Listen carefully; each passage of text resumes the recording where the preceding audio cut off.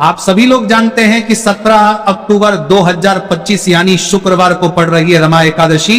कार्तिक महीने के शुक्ल पक्ष में आने वाली एकादशी का नाम है रमा एकादशी। इस बार रमा एकादशी के दिन अगर कभी भी मौका लग जाए तो आप लोगों को पीपल के पत्ते पर राम लिखकर बहुत छोटा सा उपाय करना है।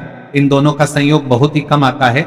इस दिन आपको एक पीपल के पत्ते पर राम वाला उपाय तो आपको अवश्य ही करना चाहिए, क्योंकि ऐसा दिन पूरे साल में सिर्फ एक ही बार आता है।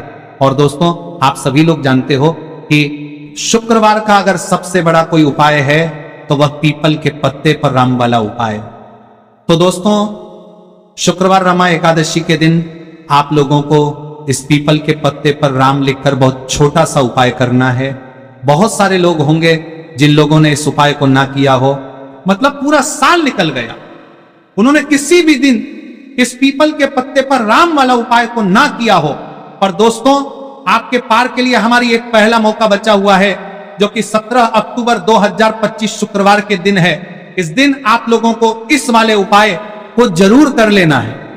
भले ही आपने पूरे भरे इस उपाय को ना किया हो, पर अगर आपने इस कार्तिक माह के शुक्रवार के दिन अगर इस वाले उपाय को करते पान को छत्र के साथ लिया, तो आपको इस उपाय को करने का वह फल मिलेगा जिसकी आपने कभी कल्पना भी नहीं करी होगी। इसीलिए आप लोग इस वाले उपाय को एक प्रातः के बाद जरूर कर लेना है, ताकि आप लोगों के हाथ से यह मौका ना जा सके और आपको इस उपाय को करने का फल मिल सके।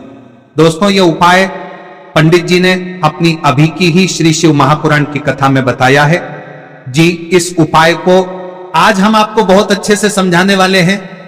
इस वीडियो को देखने के बाद इस उपाय को समझने के लिए आपको कोई और वीडियो को देखने की जरूरत नहीं पड़ेगी। तो चलिए दोस्तों, उपाय को शुरू करते हैं।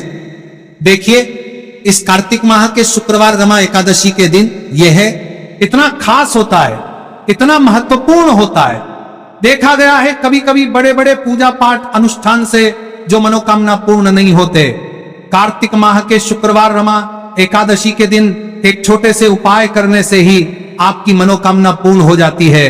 और बहुत सारे लोगों ने इस उपाय को किया भी है और उनको इस उपाय को करने का फल भी जरूर मिला है। अगर आप लोग भी इस उपाय को करना चाहते हैं, तो आप इस उपाय को करना चाहते हैं तो पहले अच्छे से समझ लेना, सुन लेना, उसके बाद करना। आपको इस उपाय का फल जरूर मिलेगा। और इस उपाय को कर लेने से आपके घर में चाहे किसी भी प्रकार की दुख और समस्या क्यों ना चल रही हो, आपको उसका कारण भी नहीं पता है कि भाई ये समस्या किस कारण से चल रही है, उसका कुछ भी कारण हो सकता है। जैसे पितृदोष हो सकता है या किसी भी तरह का मंगल दोष भी हो सकता है। तो इस दिन आप लोगों को ये वाला उपाय कर लेना है। ये एक ऐसा उपाय है जिस उपाय को अगर किस विशेष दिन पर किया जाए तो भाई उस विशेष दिन का जो है वह तो हमें मिलता है। पर हमने उस दिन पर इस उपाय को किया है तो हमें उससे भी बड़ा फल मिलता है, और फल बहुत जल्दी मिलता है, क्योंकि आप इस उपाय को बहुत ही बड़े और विशेष दिन पर कर रहे हो। तो चलिए अब उपाय के बारे में बात करते हैं। लेकिन उससे पहले आप लोगों को यह जानना आवश्यक है कि आखिर यह उपाय किस समय करना है, किसको करना है और कैसे करना है। तो चलिए हम आगे आपको वीडियो में एक एक करके बता देते हैं। लेकिन उससे पहले अगर आप लोग हमारे चैनल पर पहली बार आए हैं या फिर मेरी आवाज आज पहली बार सुन रहे हैं, तो हमारे चैनल को सब्सक्राइब जरूर कर लेना और इस वीडियो को लाइक करके कमेंट बॉक्स में श्री शिवाय नमस्तुभ्य ओम नमः शिवाय जरूर टाइप कर देना। तो दोस्तों, इस पीपल के पत्ते पर राम वाला उपाय को हमें इस शुक्रवार के दिन कैसे करना है, किसको करना है, किस समय करना है और कहां पर करना है, ये सारे सवालों के जवाब आपको इस वीडियो में मिल जाएंगे। और जो ये वीडियो देखेगा भाई, उसको पीपल के पत्ते पर राम वाला उपाय जरूर करना चाहिए, क्योंकि इस दिन पीपल के पत्ते का भी बहुत ही बड़ा और विशेष महत्व होता है। पीपल के पत्ते पर राम वाला उपाय की तो यह सोने पर सुहागा वाली बात हो जाती है और यह एक बहुत ही बड़ा उपाय हो जाता है शुक्रवार का। तो अब दोस्तों, इस पीपल के पत्ते पर राम वाला उपाय को आखिर करना किसको है, सबसे पहले हम लोग वो बात जान लेते हैं। तो देखो, घर की जो बड़ी माताएं बहनें होती हैं, उन माताओं बहनों में से कोई भी एक बड़ी माता बहन इस वाले उपाय को कर सकती है। और दोस्तों, अगर आप चाहे तो अपने घर में से सभी सदस्यों को भी इस उपाय को करवा सकती है। अगर किसी व्यक्ति की खुद की कोई मनोकामना है, खुद की कोई दुख और परेशानी है जो कि वह अपने लिए ही करना चाहता है, इस वाले उपाय को तो वह खुद अपने लिए भी कर सकता है। बाकी अगर कोई घर में से ऐसा है जो कि अपने पूरे घर परिवार की सुख और शांति के लिए ये वाला उपाय करना चाहता, तो भाई वो भी कर सकता है, उसमें भी कोई दिक्कत वाली बात नहीं है। कहने का मतलब यह है कि इस उपाय को हर एक सदस्य भी कर सकता है और पूरे घर परिवार के सदस्य के लिए घर की बड़ी माताओं बहनों में से कोई एक माता बहन भी कर सकता है। माताएं बहनें अगर घर में उपस्थित ना हो या वहां ये वाला उपाय ना कर पा रही हो, तो फिर घर का कोई बड़ा सदस्य भी इस पीपल के पत्ते पर राम वाला उपाय को कर सकता है, चाहे फिर वह पुरुष ही क्यों ना हो, उसमें कोई भी दिक्कत वाली बात नहीं है। उसके बाद सदस्य भी पत्ते पर राम वाला उपाय को कर सकता है। बाद में दोस्तों जो अगला प्रश्न निकल कर आता है वही आता है इस उपाय को लेकर कि आखिर इस उपाय को हमें किस समय करना है, सुबह के समय करना है कि शाम के समय करना है। तो देखो, इस वाले उपाय को आप लोग सुबह के समय भी कर सकते हो और शाम के समय प्रदोष काल में भी कर सकते हो। अब अगर आप पूछो कि भाई साहब सबसे उत्तम समय कौन रहेगा इस पीपल के पत्ते पर राम वाला उपाय को करने का, तो हम आपसे बस यही कहेंगे कि इस उपाय को आप सुबह के समय करेंगे तो ज्यादा बेहतर होगा।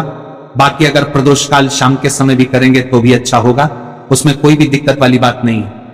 तो अब दोस्तों जो अगली सबसे बड़ी और महत्वपूर्ण बात आती है वह ये आती है कि सुबह अगर हम उपाय को करेंगे तो हमें कितने बजे से लेकर कितने बजे तक के बीच में करना है, और शाम के समय प्रदोष काल में करेंगे तो हमें कितने बजे से लेकर कितने बजे के बीच में करना है। तो देखो, सुबह जितनी जल्दी हो सके आप उपाय को करने की कोशिश करना। बाकी अगर किसी कारणवश लेट भी हो जाओ, थोड़ी देर भी हो आए, तो 10 या 11 बजे तक भी आप उपाय कर लेना, पर 12 बजे से ज्यादा देरी ना हो, ठीक है, इस बात का ध्यान रखना। उसके बाद में दोस्तों अगर शाम के समय प्रदोष काल की बात करें, प्रदोष काल का जो समय है होता है वह शाम के 6 बजे से शुरू हो जाता है। मतलब शाम के 6 बजे से लेकर 7:00 बजे के बीच का जो समय होता है, यह समय प्रदोष काल का समय होता है। तो आप इस उपाय को 7 या 8 बजे के बीच में भी कर सकते हो। मतलब शाम के 0 बजे से रात 8:00 बजे के बीच में आप कभी भी इस वाले उपाय को कर सकते हो, उसमें कोई भी दिक्कत वाली बात नहीं है। हमें किसी भी दिन आपको पीपल के पत्ते पर राम लिखकर बहुत छोटा सा उपाय करना है। ऐसा समझ लीजिए जितने भी आपके शत्रु हैं, जो भी आपके विरोधी हैं, दुश्मन हैं, जो आपको हर तरफ से परेशान कर रहे हैं, अब उन शत्रुओं की अकड़ निकलेगी। शत्रु का किया कराया भी तुरंत हट जाएगा जब शुक्रवार में आप इस छोटे से उपाय को करेंगे। तो देखिए, आज की वीडियो विशेषकर उन लोगों के लिए ही है जो अपने जीवन में शत्रुओं से और दुश्मन से बहुत ज्यादा परेशान हो चुके हैं। देखिए, जगत जननी मां जगदंबा का हम शुक्रवार में पूजन करते हैं और उनसे जुड़े हुए उपाय करते हैं।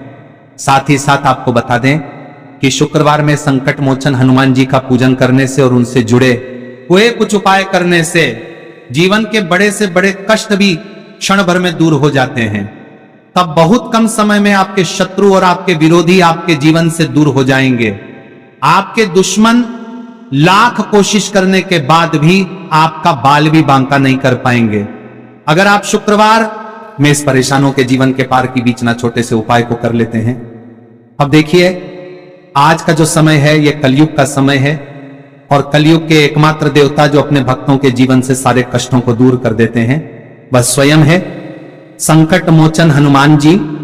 और संकट मोचन हनुमान जी का पूजन अगर आप शुक्रवार में करते हैं और उनसे जुड़ा हुआ यह छोटा सा उपाय अगर आप शुक्रवार में किसी भी दिन कर लेते हैं, तो ऐसा समझ लीजिए आपके जो शत्रु हैं, आपके जो विरोधी, आपके जो दुश्मन हैं, ये किसी भी तरह से आपको परेशान करने का प्रयास कर ले।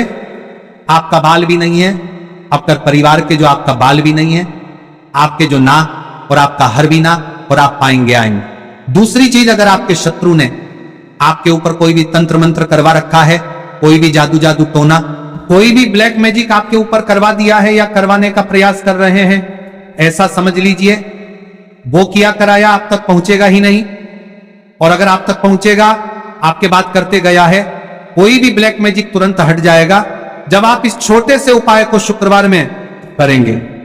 देखिए, उपाय का रहेंगे छोटा है लेकिन बहुत महादिव्य चमत्कारी है। मतलब उपाय को करने में ना तो आपका ज्यादा समय जाएगा, ना ही इसमें आपके ज्यादा पैसे लगने वाले हैं। और ऐसा समझ लीजिए कि एक बार ही अगर आपने इस उपाय को शुक्रवार में कर लिया तो इसका महादिव्य चमत्कार आप खुद देख लेंगे।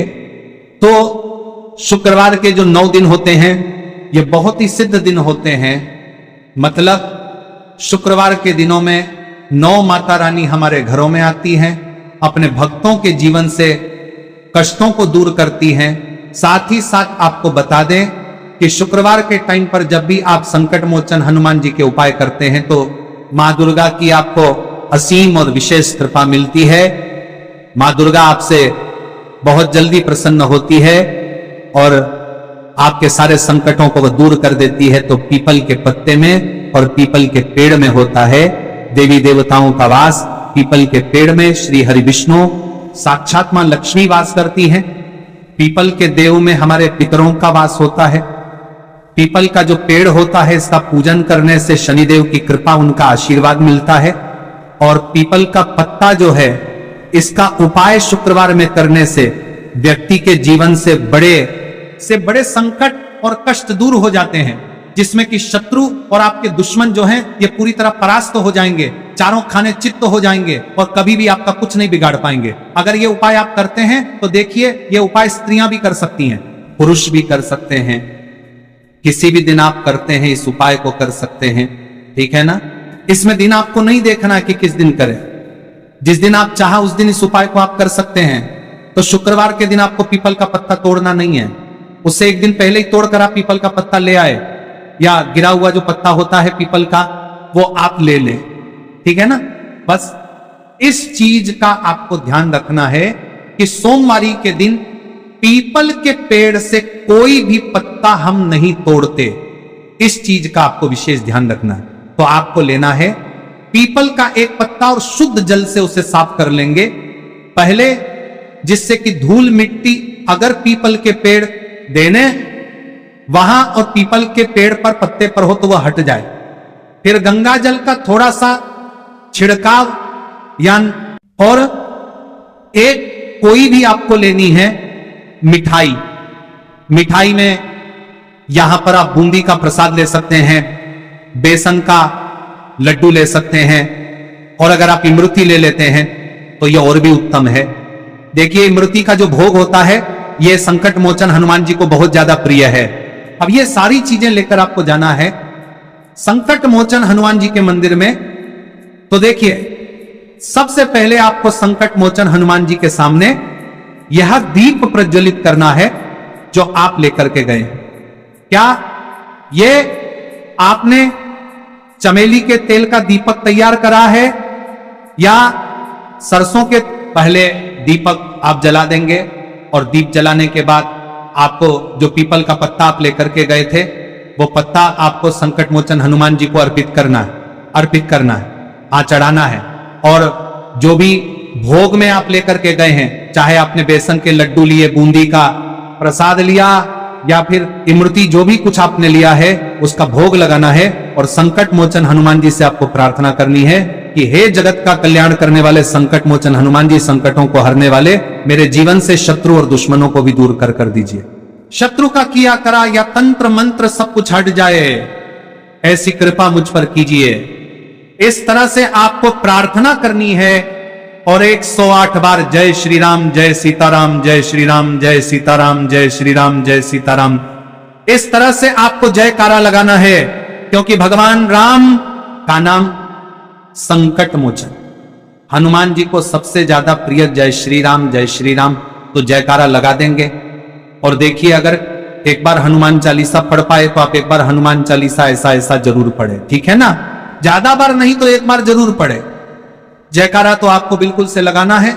और इस छोटे से उपाय को किसी भी दिन कर लीजिए, सुबह कर लीजिए, शाम को कर लीजिए, और किसी भी दिन, जैसे शुक्रवार की तिथि जो होती है ना, ये बहुत बड़ी होती है, आप उस दिन भी इस उपाय को कर सकते हैं। जरूर से करें। शत्रुओं और दुश्मन आपके जो विरोधी हैं ये पूरी तरह चारों खाने चित हो जाएंगे और आपका बाल भी वहां का नहीं कर पाएंगे। तो देखिए इस उपाय को आप 9 दिन भी कर सकते हैं, 2-3 बार भी कर सकते हैं। अगर आप ज्यादा बार नहीं कर पा रहे हैं तो एक बार आपको इस उपाय को जरूर से करना चाहिए। तो देखिए, इस उपाय को करने से जो आपके सामने शत्रु हैं वह भी परास्त हो जाएंगे।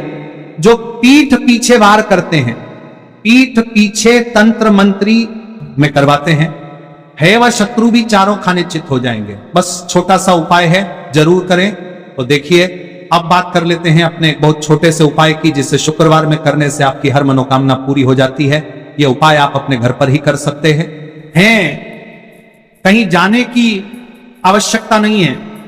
कोई भी ऐसी विश जो बहुत लंबे समय से अधूरी है, पूरी नहीं हो रही है, या धन को लेकर आप बहुत परेशान हैं, या घर में संकट कष्ट बहुत आते हैं, बीमारियां बहुत आती हैं, तो एक लाल पुष्प जैसे कि गुलाब का फूल भी लाल होता है, आप जरूर से अपने घर के मंदिर में मां दुर्गा को अर्पित करें और एक देसी घी का दीपक लाल आती का जलाकर मां का पूजन करें। शुक्रवार में अगर लाल रंग से जुड़ा हुआ यह उपाय आप करते हैं, आपकी सारी मनोरथ, सारी मनोकामनाएं मां पूरा कर देंगे, क्योंकि लाल रंग मां दुर्गा को बहुत प्रिय है।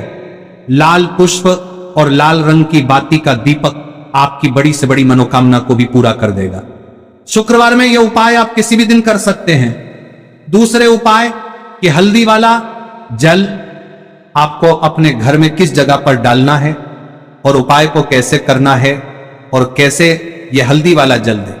कार्तिक माह का शुक्रवार रमा एकादशी के दिन जब आप अपने घर में डालते हैं, छीनते हैं, उपाय को करते हैं, तो सीधे सीधे मां लक्ष्मी आपसे प्रसन्न होकर आपके घर में आती हैं और श्री हरि विष्णु के साथ आती है। स्थिर लक्ष्मी का आपके घर में वास होता है। कहने का मतलब है कि फिर कभी भी मां लक्ष्मी आपके घर को छोड़कर नहीं जाती है। जो लोग कहते हैं कि हमारे घर में धन तो आता है लेकिन चला जाता है लेकिन फिजूल खर्ची बहुत है। धन तो घर में आता है लेकिन तिजोरी कभी धन से भरी नहीं रहती है, खाल की हो जाती है। तो 90% लोग ऐसे होते हैं जिनके जीवन में यह समस्या होती है कि हमारे घर में स्थिर लक्ष्मी का वास नहीं है। देखिए, हम सभी चाहते हैं ना, और हां, लक्ष्मी और श्री हरि विष्णु हमेशा हमारे घर में रहे, उनका आशीर्वाद बना रहे, हम हमारे जीवन के जितने भी दुख हैं उनका सामना जो है बहुत आसानी से कर सके। देखिए, जब व्यक्ति के पास पैसा नहीं होता है ना, तो वह बहुत सारे कष्ट दुख उसके जीवन में जब आते हैं उनका सामना भी नहीं कर पाता है, और जब उसका आर्थिक पक्ष मजबूत होता है तो बहुत सारी समस्याएं उसे अपने जीवन में जो आती है वह छोटी लगती है। लेकिन अगर पैसा भी पास नहीं है तो छोटी छोटी प्रॉब्लम्स और छोटी छोटी चीजें जो पहुंच सकता है, कुछ सारी कर पा सकता है, हमारे जीवन में आती हैं, वो भी बहुत बड़ी लगने लगती है। तो आपको करना क्या है? तो इससे श्री हरि विष्णु मां लक्ष्मी के साथ आपके घर में आते हैं और स्थिर रूप से आते हैं। ये मतलब कभी भी आपके घर को वो छोड़कर नहीं जाते। तो देखिए, हल्दी जो है ये जुड़ी है श्री हरि विष्णु से, आपकी कुंडली में गुरु को मजबूत करती है, आपके जीवन में सुख और सौभाग्य को खींच कर लाती है, धन को खींच कर लाती है, मां लक्ष्मी को प्रसन्न करती है।